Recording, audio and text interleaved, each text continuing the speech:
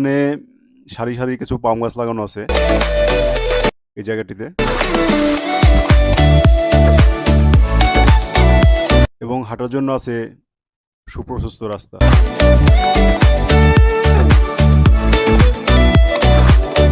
1981 সালের পূর্বে শেরেবাংলা নগরের এই চন্দ্রিমা উদ্যান চাষাবাদ এবং গবাদি পশুর খামারের জন্য ব্যবহার করা হতো।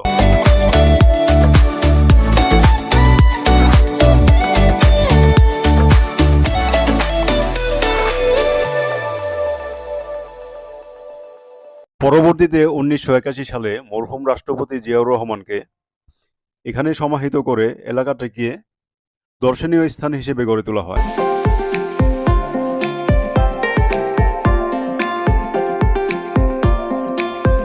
বাংলাদেশের সরকার গঠনকারী দলের ক্ষমতার পালাবদলের সাথে সাথে এই লেকের নামও বারে বারে চন্দ্রিমা উদ্যান থেকে জিয়া